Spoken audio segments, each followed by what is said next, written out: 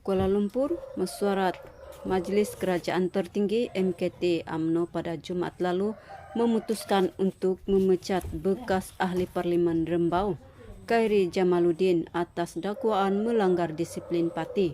Ucapan bekas Ketua Pemuda UMNO itu ketika berkempen sebagai calon Barisan Nasional BN di Parlimen Sungai Buloh pada pilihan raya umum ke-15 dikatakan menjadi asas kepada pemecatan berkenaan.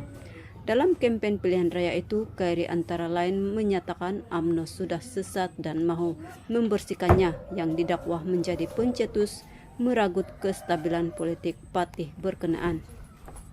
Bagaimanapun, Khairi tidak melihat kritikan keras secara terbuka terhadap UMNO dan punca pemimpin parti itu sebagai pelanggaran disiplin yang besar sehingga boleh dipecat. Ditanya kemungkinan beliau akan turut mengambil tindakan sama memecat jika menjadi Presiden UMNO dan Datuk Seri Dr. Ahmad Zahid Hamidi atau mana-mana pemimpin parti itu melemparkan kritikan kertas terhadapnya. Khairi menegaskan akan memilih laluan berbeza. Beliau berkata jika menjadi Presiden UMNO dan berada di tempat Ahmad Zaidi, tindakan utamanya ialah memastikan jawatan Presiden serta timbalan Presiden terbuka untuk dipertimbangkan dan perwakilan atau mana-mana pemimpin boleh mengkritik kepimpinannya secara terbuka.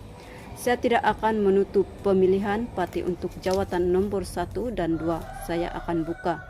Saya akan cakap ini adalah medan terbaik untuk kita bahas dan mendapat mandat daripada perwakilan.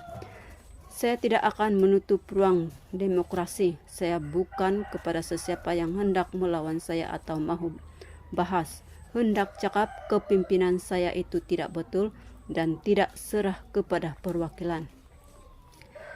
Itu cara saya lebih baik untuk kita menyelesaikan apa saja perselisihan pendapat dalam parti. Ini tidak dakwah, terus dipecat tanpa mengikut proses perlembagaan sedia ada, katanya dalam satu temu bual di pejabat beliau di sini semalam. Jumat lalu, mesyuarat Majelis Kerajaan Tertinggi MKT UMNO yang dipengurusikan Ahmad Zaid memutuskan untuk memecat Khairi dan bekas ahli Parlimen Tanjung Kerang Tan Sri Noh Umar atas dakwaan pelanggaran disiplin parti. Selain itu, UMNO turut menggantung keahlian bekas Menteri Pertahanan Datuk Seri Hisamuddin Hussein, Naib Ketua Pemuda UMNO Sahril Hamdan, Ketua UMNO bahagian terbaru Datuk Mulizan Bujang dan Ketua UMNO bahagian Jempol Datuk Seri Muhammad Salim Sahrif masing-masing selama 6 tahun. Antara alasan pemecatan Khairi ialah ucapan beliau dalam kempen PRU 15 yang menyatakan parti itu sudah sesat dan mahu membersihkannya, yang didakwa menjadi pencetus meragut kestabilan politik UMNO.